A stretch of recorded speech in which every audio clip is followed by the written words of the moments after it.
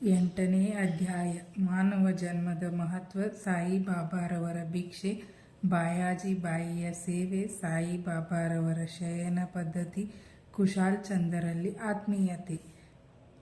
ಈ ಅಧ್ಯಾಯದಲ್ಲಿ ಹೇಮಾಂಡ ಪಂತರು ಮಾನವ ಜನ್ಮದ ಮಹತ್ವ ವಿವರಿಸಿ ಬಾಬಾರವರ ಆಹಾರ, ಭಿಕ್ಷೆ, ಬಾಯಾಜಿ ಬಾಯಿಯವರು ಹೇಗೆ ಅವರ ಸೇವೆ ಮಾಡುತ್ತಿದ್ದರು, ಬಾಬಾರವರು ರಾತ್ರಿ ವೇಳೆ ಮಸೀದಿಯಲ್ಲಿ ಹೇಗೆ ನಿದ್ರಿಸುತ್ತಿದ್ದರು ಮತ್ತು ಕುಶಾಲ್ ಚಂದರನ್ನು ಹೇಗೆ ಪ್ರೀತಿಸುತ್ತಿದ್ದರು ಎಂಬುದನ್ನು ವಿವರಿಸುತ್ತಾರೆ.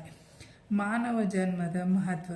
ಪ್ರಪಂಚದಲ್ಲಿ ಸ್ವರ್ಗ, ಮೃತ್ಯು, ನರಕ, ಪಾತಾಳ, ಸಾಗರ, ಗಗನ ಮತ್ತು ಇನ್ನಿತರ ಲೋಕಗಳು ಸೇರಿ ಆ ಪರಮಾತ್ಮನು ಕೋಟಿಗಟ್ಟಲೆ ಪ್ರಾಣಿಗಳನ್ನು ಮತ್ತು ಮಾನವರನ್ನು ಸೃಷ್ಟಿಸಿರುತ್ತಾನೆ. ಇವುಗಳಲ್ಲಿ ಪುಣ್ಯವೇ ಪ್ರಧಾನವಾಗಿದ್ದ ಜೀವಿಗಳು ಸ್ವರ್ಗವನ್ನು ಸೇರಿ ತಮ್ಮ ಕರ್ಮದ ಫಲವನ್ನು ಅನುಭವಿಸಿದ ನಂತರ ಮೃತ್ಯುಲೋಕಕ್ಕೆ ಬರುತ್ತವೆ. ಯಾವುದರಲ್ಲಿ ಪಾಪವೇ ಪ್ರಧಾನವಾಗಿರೋದೋ ಅವು ನರಕಕ್ಕೆ ಹೋಗಿ ತಮ್ಮ ಕರ್ಮಾನುಸಾರ ನರಕ ಯಾತನೆ ಅನುಭವಿಸುತ್ತವೆ. ಪಾಪ ಪುಣ್ಯಗಳು ಸಮದೂಗಿದಾಗ ಅವು ಭೂಲೋಕದಲ್ಲಿ ಮಾನವ ಜನ್ಮವನ್ನು ಪಡೆಯುತ್ತವೆ. ಈ ಒಂದು ಜನ್ಮದಲ್ಲಿಯೇ ನಮಗೆ ಪರಮಾತ್ಮನು ಮುಕ್ತಿ ಪಡೆಯಲು ಅವಕಾಶ ನೀಡುತ್ತಾನೆ. ಪಾಪ ಪುಣ್ಯಗಳಿಂದ ಮುಕ್ತರಾದವರಿಗೆ ಮೋಕ್ಷ ದೊರಕುತ್ತದೆ. ಆತ್ಮಗಳು ತಮ್ಮ ಕರ್ಮಾನುಸಾರ ಪೂರ್ವ ಜನ್ಮ ತಾಳುತ್ತವೆ. ಮಾನವ ದೇಹದ ಬೆಲೆ. ನಮಗೆ ತಿಳಿದಿರುವಂತೆ ಆಹಾರ, ನಿದ್ರೆ, ಹೆದರಿಕೆ ಮತ್ತು ಲೈಂಗಿಕ ಸಂಬಂಧ ಇವು 4 ಸಮಸ್ತ ಸೃಷ್ಟಿಗಳಿಗೂ ಸಾಮಾನ್ಯ. ಆದರೆ ಮಾನವನಿಗೆ ಯಾವ ಜನ್ಮದಲ್ಲಿಯೂ ಸಾಧ್ಯವಾಗದಂಥ ಆ ಪರಮಾತ್ಮನನ್ನು ಹೊಂದಬಹುದಾದ ವಿಶೇಷವಾದ ಜ್ಞಾನದ ಸೌಲಭ್ಯವಿದೆ. ಆದುದರಿಂದಲೇ ದೇವತೆಗಳಿಗೂ ಕೂಡ ಮಾನವನ ಈ ಶಕ್ತಿಯನ್ನು ಕಂಡರೆ ಅಸೂಹೆ.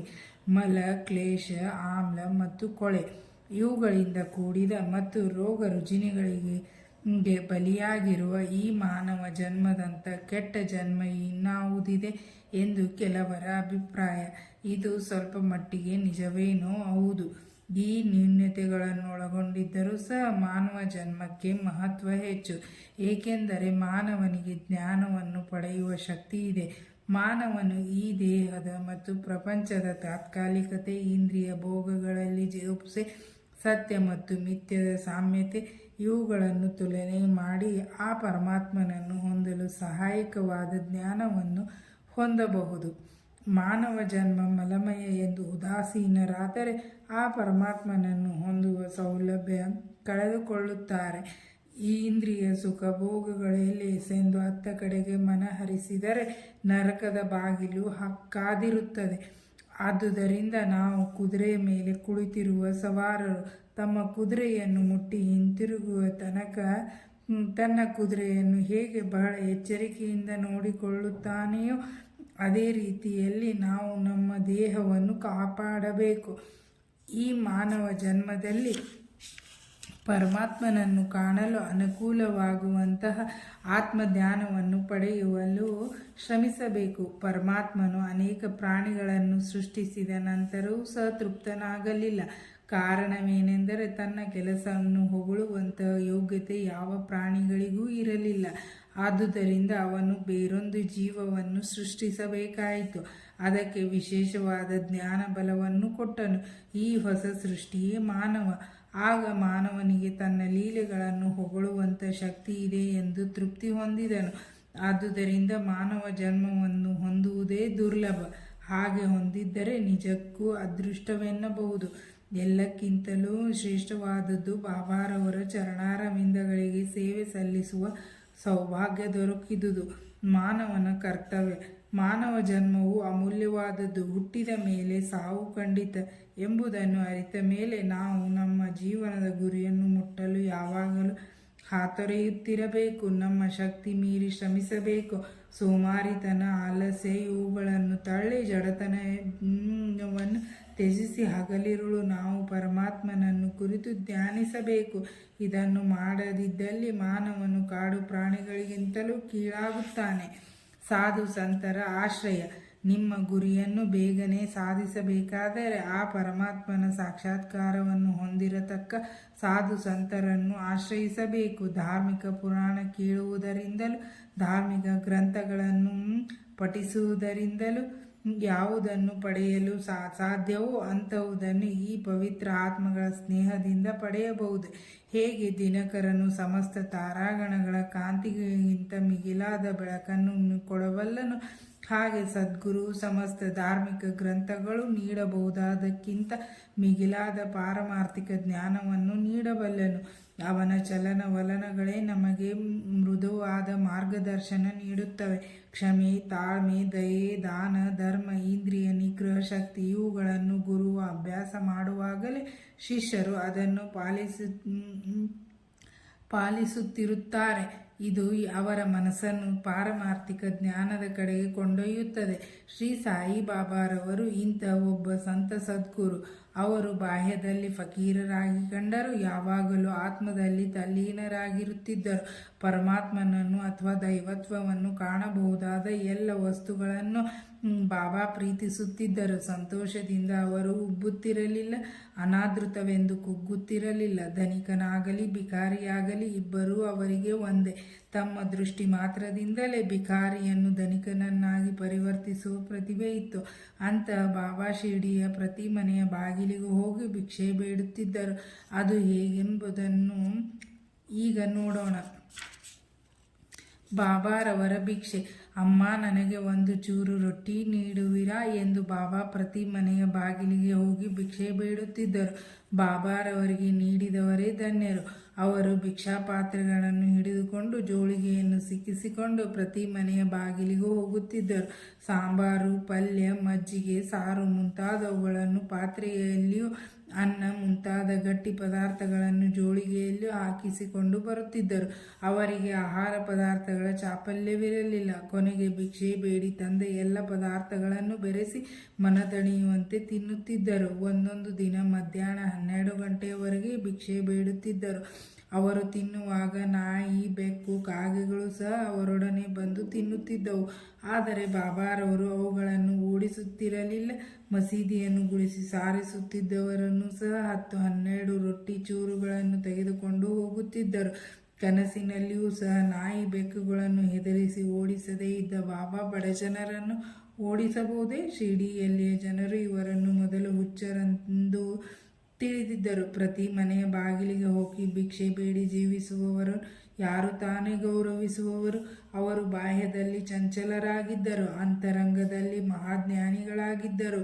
ಅವರ ಮಾರ್ಗ ಅದ್ವಿತೀಯವಾಗಿತ್ತು. ಕೆಲವರು ಇವರನ್ನು ಮಹಾಜ್ಞಾನಿಗಳೆಂದು ಗೌರವಿಸುತ್ತಿದ್ದರು. ಇದನ್ನು ಉದಾಹರಿಸುವ ಕಥೆಯೊಂದು ಈ ರೀತಿ ಇದೆ. ಬಾಯಾಜಿ ಬಾಯಿಯ ಸೇವೆ.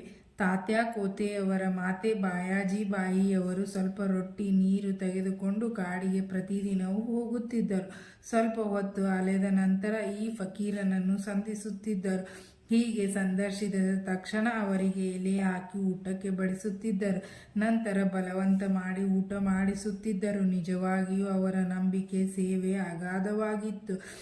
ಈ ಸೇವೆಗೆ ಪ್ರತಿಫಲವಾಗಿ ಅವರ ಮಗನಿಗೆ ಬಾಬಾ ಅಮೂಲ್ಯವಾದ ಆಶೀರ್ವಾದ ಕೊಟ್ಟರು.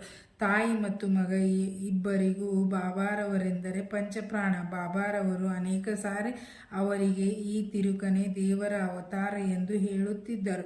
ಸ್ವಲ್ಪ ದಿನಗಳ ನಂತರ ಬಾಬಾರವರು ಕಾಡಿನಲ್ಲಿ ನೆಲೆಸುವುದನ್ನು ಬಿಟ್ಟು ಊರಲ್ಲಿ ಬಂದು ನೆಲೆಸಿದರು. ನಂತರ ಬಾಯಾಜಿ ಬಾಯಿಯವರಿಗೆ ಕಾಡಿನಲ್ಲಿ ಅಲೆಯುವ ಕಷ್ಟ ತಪ್ಪಿತು.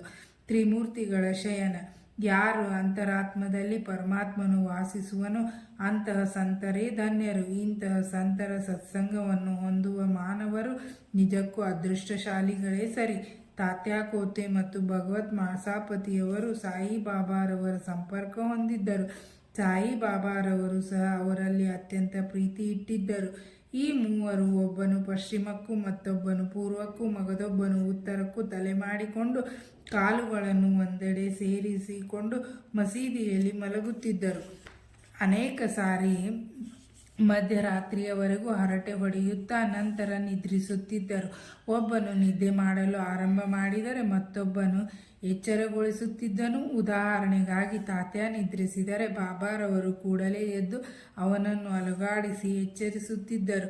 ಮಾಸಾಪತಿ ನಿದ್ರಿಸಿದರೆ ಅವರನ್ನು ಅಮುಕಿ ಎಚ್ಚರಿಸುತ್ತಿದ್ದರು. ಈ ರೀತಿ 14 ವರ್ಷಗಳವರೆಗೆ ತಾತ್ಯಾರವರು ತಮ್ಮ ಮನೆಯನ್ನು ಬಿಟ್ಟು ಬಾಬಾರವರೊಡನೆ ಮಸೀದಿಯಲ್ಲಿ ಮಲಗುತ್ತಿದ್ದರು. ಬಾಬಾರವರ ಪ್ರೇಮ ಮತ್ತು ದಯೆ ಇವುಗಳನ್ನು ವಿವರಿಸಲು ಯಾರಿಂದ ಸಾಧ್ಯ? ತಾತ್ಯಾರವರು ತಮ್ಮ ತಂದೆಯು ಕಾಲವಾದ ನಂತರ ಪ್ರಪಂಚದ ಭಾರ ಹೊರಬೇಕಾದುದರಿಂದ ಮನೆಯಲ್ಲಿ ಮಲಗ ಹತ್ತಿದರು. ರಾಹತಾದ ಕುಶಾಲ್ ಚಂದ್ ಬಾಬಾರವರು ಶಿರ್ಡಿಯ ಗಣಪತ್ ಕೋತೆರವರೆಂದರೆ ಬಹಳ ಪ್ರೀತಿ. ರಾಹತಾದ ಚಂದ್ರಭಾನು ಸೇಠ್ರೆಂದರೂ ಅಷ್ಟೇ ಪ್ರೀತಿ ಮತ್ತು ಆದರ. ಶ್ರೀ ಸೇಠ್ರವರು ಗತಿಸಿದ ನಂತರ ಅವರ ಸಹೋದರಿಯ ಮಗನಾದ ಕುಶಾಲ್ ಚಂದ್ ಅವರನ್ನು ಅದೇ ರೀತಿ ಪ್ರೀತಿಸುತ್ತಿದ್ದರು. ಅವರ ಯೋಗಕ್ಷೇಮವನ್ನು ಹಗಲು ರಾತ್ರಿ ಚಿಂತಿಸುತ್ತಿದ್ದರು. ಕೆಲವು ಸಾರಿ ಸಂಗಡಿಗರೊಂದಿಗೆ ಎತ್ತಿನ ಗಾಡಿಯಲ್ಲಿ ಅಥವಾ ಟಾಂಗಾದಲ್ಲಿ ಆಗಾಗ ರಾಹತಾಕ್ಕೆ ಬಂದು ಹೋಗುತ್ತಿದ್ದರು. ರಾಹತಾಕ್ಕೆ ಹೋದಾಗ ಅಲ್ಲಿಯ ಭಕ್ತರು ವಾದ್ಯ ಮೃದಂಗ ಮೊದಲಾದ ವಾದ್ಯ ವೈಭವದೊಡನೆ ಬಾಬಾರವರನ್ನು ಸ್ವಾಗತಿಸುತ್ತಿದ್ದರು. ನಂತರ ಊರಿನಲ್ಲಿ ಮೆರವಣಿಗೆ ಮಾಡುತ್ತಿದ್ದರು.